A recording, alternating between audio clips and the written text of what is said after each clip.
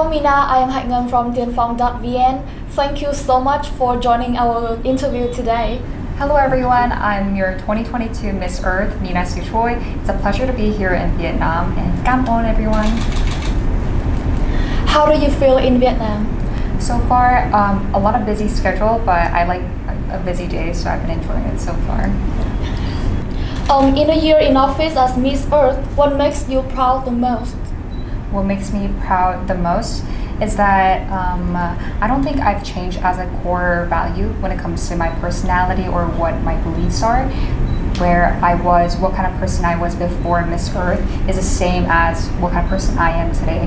It's very easy for people when they achieve something very great. It's easy for them to change their behavior, change who they see, or change how they treat people. But I like to think that I'm still the same. I still hang out with the same friends.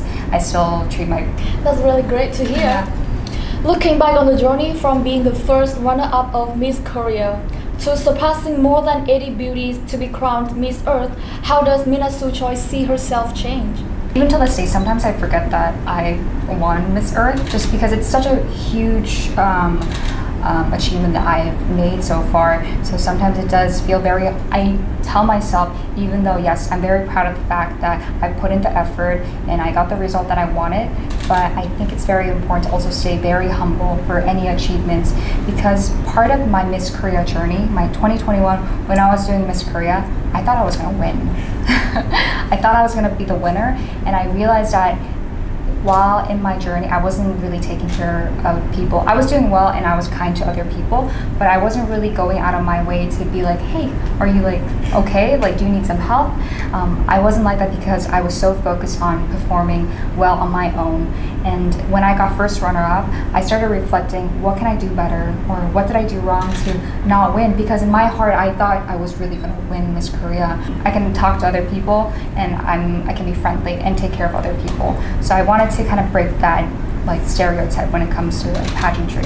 So that's why it was tiring, but I did work extra hard to try to like talk to people and be like, hey, do you need my eyeliner? Do you need my hair curler? Do you want my bikini?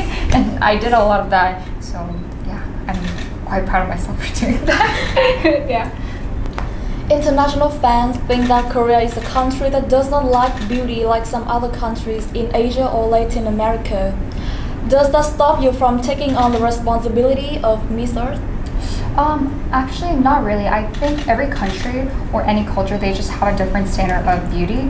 And with Korea, when we think of Korean beauty, we think of natural makeup, and that's just the preference they have. So when they see me like this, like they would be so surprised. So I don't know if you've seen my Instagram account, but usually when I'm in Korea, at least, I don't usually wear makeup. I'm usually just roaming around like freely with very natural looking. But I think that's just a beauty standard difference. So in the final night, when answering the question of behavior, you said that you want to correct mistakes and human sympathy for environmental issues. A year ago, how do you do that? I think I actually wanted to talk about this during the Q&A if I had gotten the chance to, but I'm a communication major. What we talk very importantly is about empathy. When encountering different culture or something you don't know, your first attitude should be, number one, not to let your own biases, not to let your own culture judge the person you're meeting. And this way of thinking can be applied when it comes to environment as well. I know that's super weird, but why I thought of this, because you can't just tell someone to care about the environment if they've never cared, like been living next to a tree. It's like saying, I don't know, care about carrots when you've never seen what carrots are. Sorry, that's a horrible metaphor, but every time I meet someone, like environmentalist, activist, I ask them, what made you do what you do? And a lot of them have told me, yeah, when I was younger, I really liked animals and I was raised beside natural environments, and my parents were environmentalists. So for those people, it's normal for them to love the environment because they were raised with it. But people from cities, they've been raised in cities their entire life. They've seen tall buildings, they've seen iPhones, so nothing to them is very environmentally friendly around them. So to tell them to care about the environment is, I think, is a very selfish way of approaching ways. And then, so I was thinking, what could be different? How could we approach this differently? And I think that's why my advocacy, I switched my advocacy do sustainable mobility to ecotourism.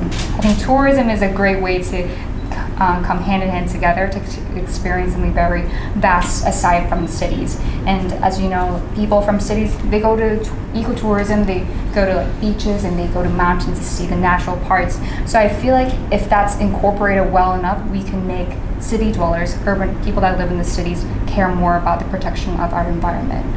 That's why I think empathy plays a significant role.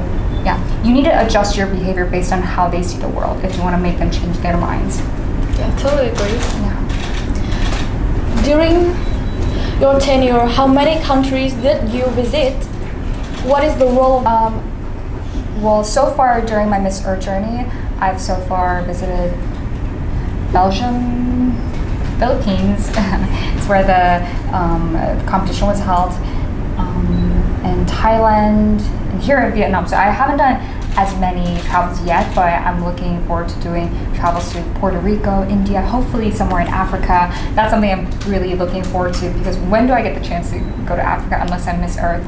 But again, similar to, it's always my answer is always like empathy, but when going to a new country is definitely going with an open-mindedness, really genuine. Specifically in Vietnam, what will you do in this beautiful country? So far, I actually went to Dong Nai to plant some trees. It was very hot and it was extra cardio, so it was very, in Korean we call it 힘들어, very strenuous. But I really like activities like that, and I love that I got to have like learning experiences, because in Korea it's not something that we do very often as an activity, but I thought it was a very enriching experience. In the past few days when coming to Vietnam, what has caught your attention the most? So before I visit a country, I try to look up a bit about their culture and their environmental initiatives, and especially since I was coming to Ho Chi Minh City, I had to do the research. I learned that the water, like what are the environmental issues that pertain to Ho Chi Minh City specifically, and it tends to be water pollution and air pollution, so that's something I've been looking into. And like I said, my advocacy has to do with ecotourism. So I've been looking into ecotourism spots in Ho Chi Minh City, which one of them is called Kanja. Yeah. Kanja, also to a lot of tourists it's known as the Monkey Island, but it's also known for the Mangrove Biosphere Reserve. The local community put in the efforts into restoring the mangrove population, which affected into the biodiversity coming back to life. So I think this is a potential spot for ecotourism that can be developed, and I feel like more locals have to pay attention, but also international people. Many people wonder that beauty queen's life is different from ordinary people. Having lived in many different countries, which place do you think is the best place to live? The best place to live? This might be like a very weird way of answering, but I think a new place is the best place to live. Like anywhere new is the best place to live, because you know nothing about the place, you stay curious, and I'm a very curious person. I keep asking questions. I keep like wanting to think about that nowadays. A lot of beauty pageants winners get body shamed. And have you ever been body shamed? Oh, I've been body shamed so much before. I'll try to keep this answer very short, but growing up I've been I was a lot bigger than I am right now. So for me, body shaming happened quite often, but mostly from my mom. With Asian parents, you know, it's always the mom that body shames you. But it's something that I've gotten over with. You know, as long as I'm happy with putting in the efforts and setting my own boundaries to where I want to be, I'm honestly, others' opinion, I try not to let it get to me. Yeah. How many people have you dated so far, and what is your view on love? What is love? I'm a pretty. I don't think I'm allowed to answer that, because Koreans are conservative. I don't have a boyfriend. I've never dated anyone. And what about your view on love? Oh, view on love. Opinion, to be honest, is the point of beauty contest is to change your life as a destination. I don't think so. I don't think beauty pageant should be the end game of your goal. The purpose of life is to find your gift and find challenges in life, but it's never like a competition. It's never like an event, but I think it's a mindset. So a beauty pageant. Do you know any beauty queens from Vietnam? And who are you most impressed with? Has to be my fellow Miss Earth sister, Phong Can. Phong Can, yeah. I just like the energy she radiated during Miss Earth, and a lot of fans from Miss Earth have told me that we radiate similar energy, which is like very authentic energy. So I think that's someone I really set as a role model when I was competing in Miss Earth. Vietnamese fans think that you are the most outstanding beauty of Miss Korea after Honey Lee. What do you think about this? Wait.